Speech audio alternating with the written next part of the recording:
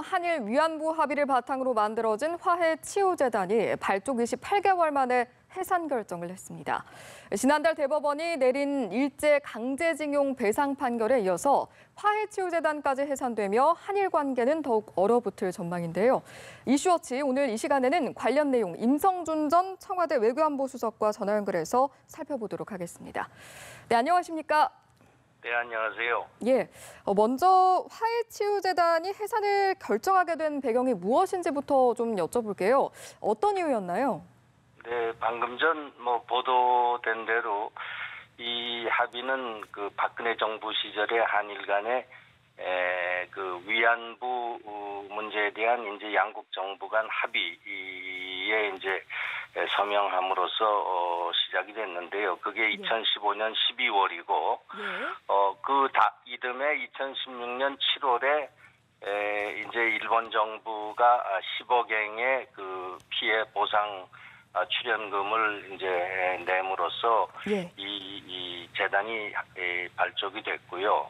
근데 이제 처음 그 발족 시부터 그 위안부 합의에 대한 여러 가지 그 국내 비판도 있었고, 그다음에 그 이 재단 발족이 정말 이 피해자 할머니들 또 그다음에 이들을 도와주고 있는 그 정대협이라는 시민단체 대상으로 충분한 여론이 수렴이 되지 않은 채 이제 발족이 돼가지고 참 여러 그 시비가 많았죠. 그래서 문재인 정부가 들어설 때 이제 특별히 그 우리 강경화 장관께서 이제 이 문제를 좀 굉장히 중시하고 피해 할머니들 또 그 시민단체들과의 이제 여론 수렴을 거친 결과 이거는 재검토를 해야 되겠다. 그래서 외교부에서 그 검증위원회를 이제 민간 위원들로 구성을 해서 조사를 한 결과 여러 가지 절차상 문제가 있다.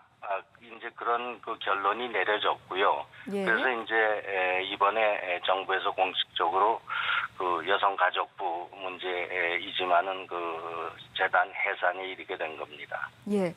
설립 당시부터 문제 제기가 있었고 결국에 순차적으로 좀 진행이 된 부분이다라고 설명을 해주신 것 같은데 해산 발표 이후에 일본 측에서도 즉각 입장을 밝혀왔다고 들었거든요. 물론 이번 결정에 반발하는 내용이었는데 하지만 사실 유엔에서도 위안부 피해자에 대한 일본 측의 보상이 불충분하다라는 데 있어서는 그동안 공감한 부분이 있지 않습니까? 네, 그렇죠.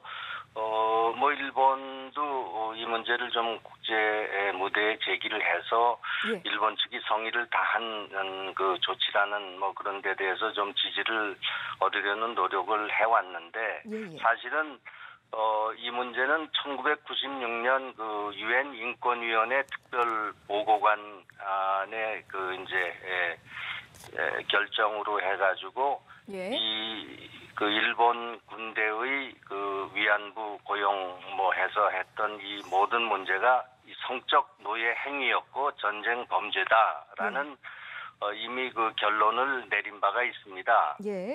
그래서 그 이후에 미국 의회라든가 또 EU 의회에서도 그 과거 식민지 시절에 그 위안부 이 문제에 대한 그 비난 결의안들이 계속 나왔고요. 그리고 최근에도 유엔의 그 강제적 실종위원회라는 기구가 있습니다. 여기에서 일본 정부의 위안부 피해자 보상이 불충분하다라는 견해를 표명했기 때문에 결국 유엔 등 국제 무대의 입장이랄까 이런 반응 등은 일본에 대해서는 그게 유리하다고 할 수 없고요. 우리에 대해서 좀 더 우리의 동정하는 그런 여론들이 국제 무대에서는 많이 조성이 돼 있죠. 국제사회 분위기를 좀 살펴봤는데요. 다소 우리 측에 좀 우호적인 유리한 분위기가 좀 있는 것 같습니다. 해산 절차로 다시 돌아가서 좀 여쭤볼게요. 여러 가지 이번 해산을 하는데 필요한 법적 절차들이 있겠지만 일본 정부와의 10억엔의 처리 방향 이것을 어떻게 논의할 것인가라는 부분도 관심을 모으고 있잖아요. 현재 일본 측의 반응으로 보면 이 과정이 그리 매끄럽게 진행될 수 있을까라는 부분은 좀 우려가 들기도 하거든요. 어떻게 보십니까? 네, 뭐 말씀 그대로라고 생각을 합니다. 일본 정부가 이제 10억엔을 출연했는데 이것이 우리 돈으로 한 100억 원쯤 되지 않습니까? 예.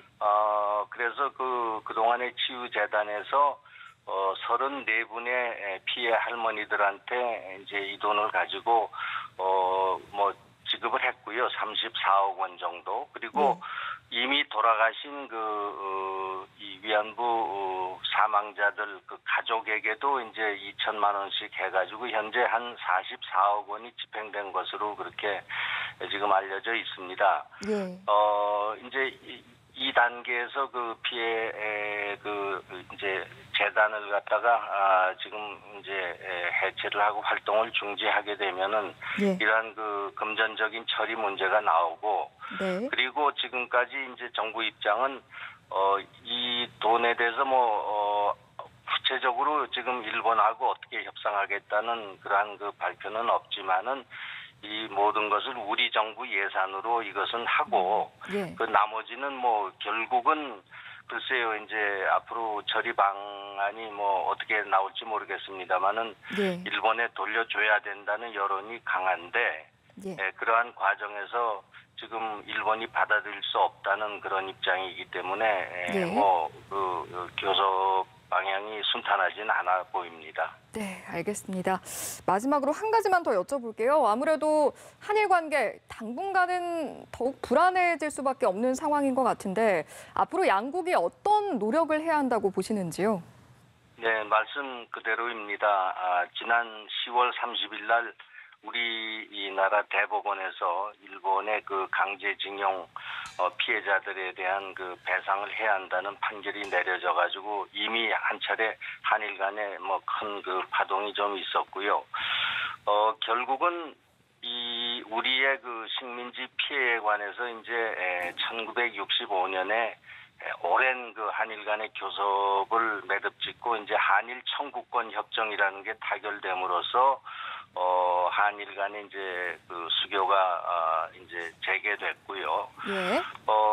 그래서 이제 뭐 일본은 항상 이 한일 청구권 협정으로 과거 식민지의 피해 보상 문제는 이제 끝났다 그렇게 돼 있지만은 예.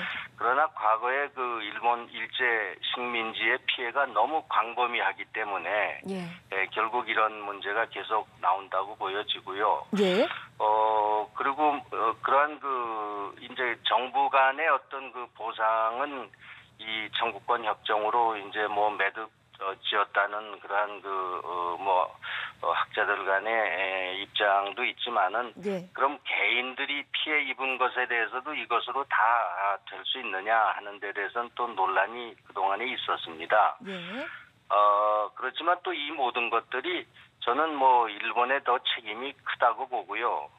일본이 그동안에 그 진정한 사죄 노력 이런 것들이 미흡하고 또 법적인 뭐 책임을 자꾸 이제 미루고 전가시키기 때문에 이렇게 나오지만은 그러나 우리 정부도 이런 모든 문제에 대해서 일본에만 뭐 그 책임을 떠넘기지 말고 양국 간의 어떤 그 지혜를 좀 모아가지고 이러한 위기를 기회로 만들 수 있는 그러한 노력도 좀 필요하지 않느냐 그렇게 보여집니다. 예. 양국 금년 간의 네 11월이 이제 그 20년 전에 김대중 전 대통령과 오부치 전 수상이 미래지향적인 그 한일 공동선언을 발표한 지 20년이 됐습니다. 예. 그래서 그때는 한일 간의 뭐 그 분위기도 굉장히 좋았고 과거 식민지 문제에 대해서 우리가 그것을 잊을 수는 없지만은 미래를 보면서 한일 간의 여러 가지 양국 간에 또 그 국제적으로 협력을 해나가자 이런 그 선언을 했는데 뭐 그런 정신에 비추어서라도 양국이 좀 더 그 외교적 노력을 해나갈 필요가 있다고 봅니다. 예, 알겠습니다. 그때와 같은 소통이 필요하다. 양국 간의 지혜를 모으는 과정이 필요하다라는 말씀까지 해주셨고요. 오늘 말씀은 여기까지 듣도록 하겠습니다. 고맙습니다. 네, 수고하셨습니다. 예, 지금까지 임성준 전 청와대 외교안보수석과 이야기 나눠봤습니다.